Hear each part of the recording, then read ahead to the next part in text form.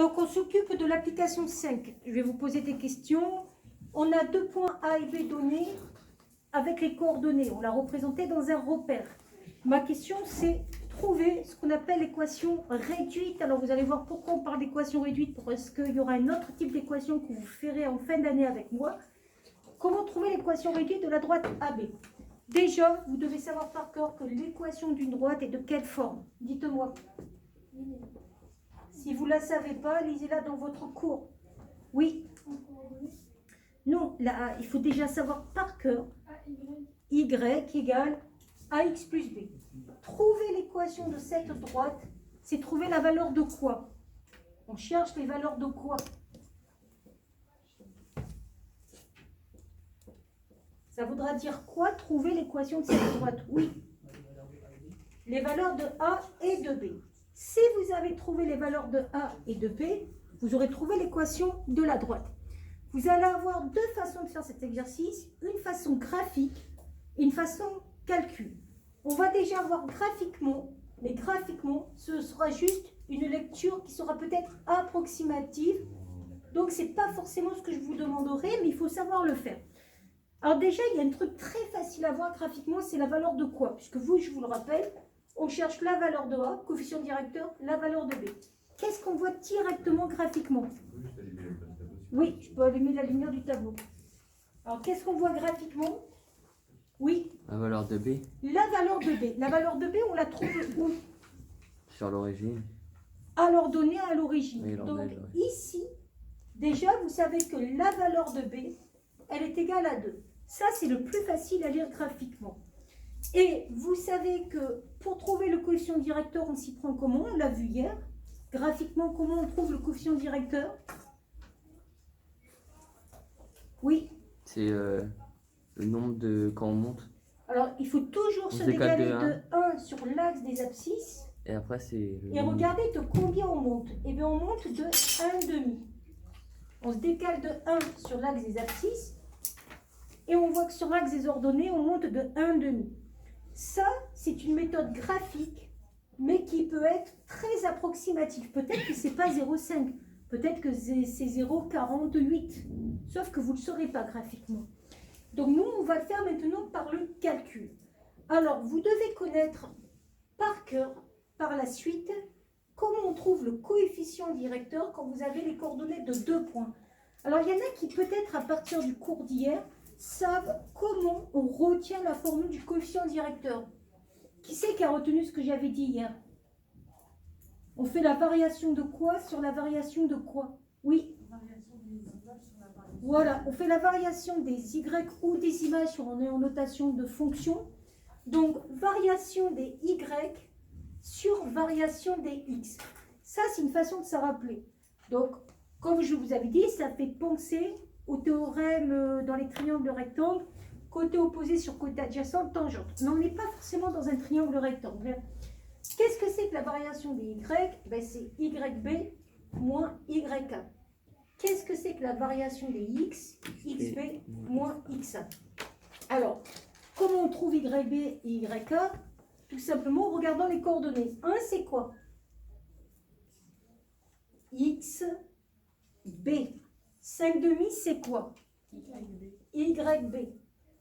Moins 2, c'est quoi? XA. Et 1, c'est quoi? Donc, vous n'oubliez pas que quand on a un point, X est la première coordonnée, Y est la deuxième. Et donc, j'ai plus qu'à remplacer que vos YB.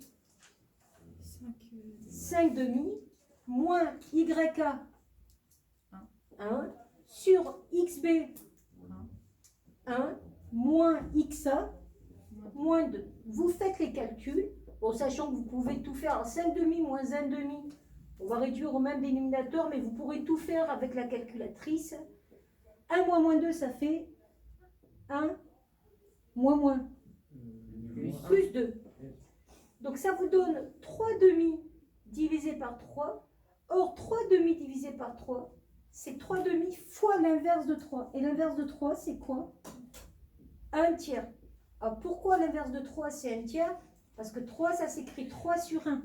Donc, quand vous inversez, ça fait 1 tiers. Et là, vous pouvez faire quoi? Simplifier. Ne vous inquiétez pas, le jour du contrôle, si vous ne savez pas calculer, et je vous rappelle que ça c'est au programme de 5e, mais il y a beaucoup de personnes qui n'ont pas acquis tout ce qui est calculatoire en raison de plein de facteurs, dont bien sûr les confinements, vous aurez droit à votre calculatrice. Donc vous pouvez taper ça sur votre calculatrice, elle vous donnera un demi. Ok? Oui.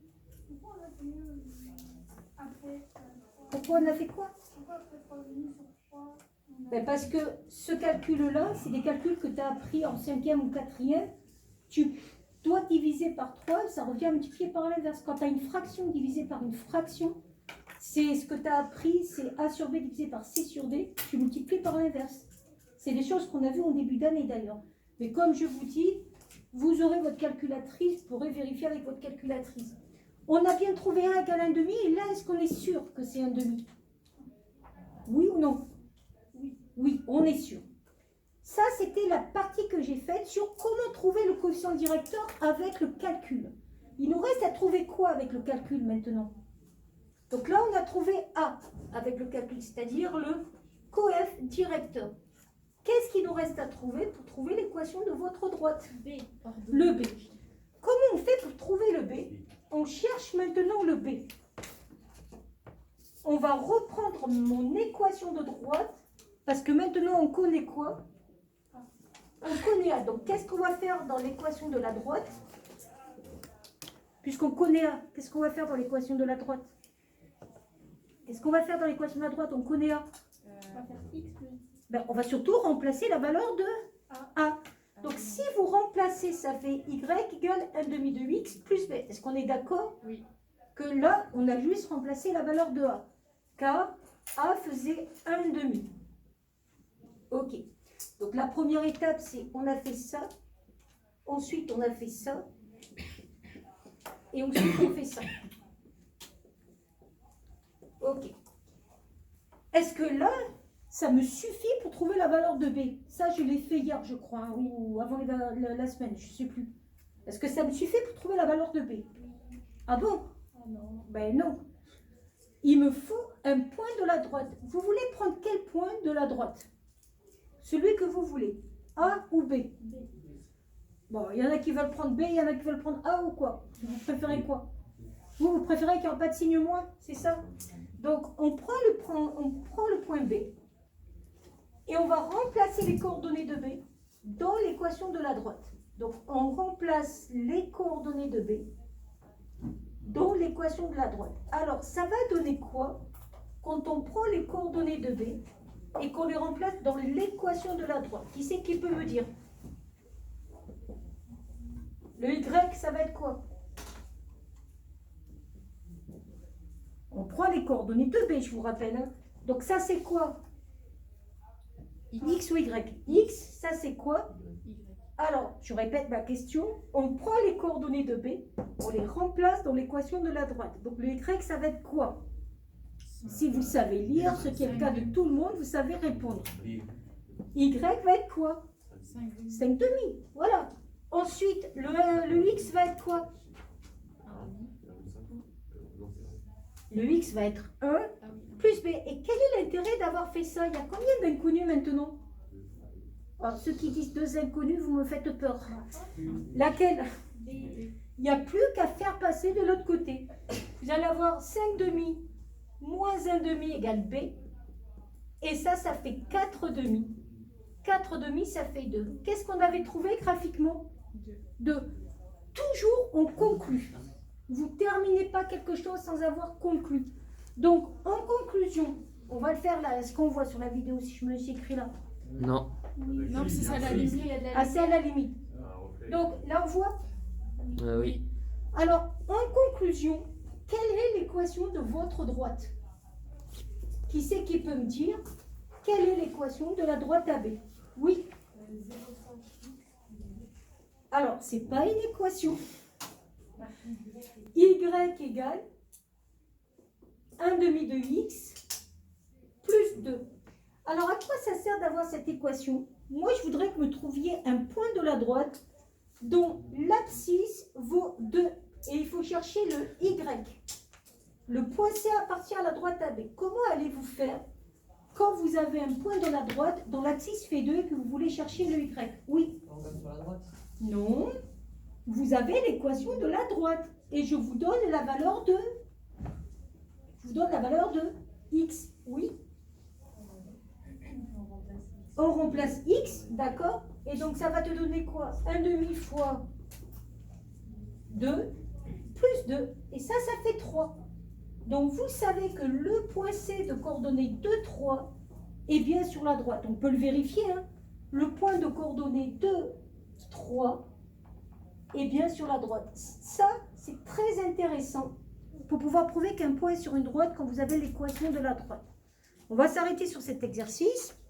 Je vous laisse le prendre.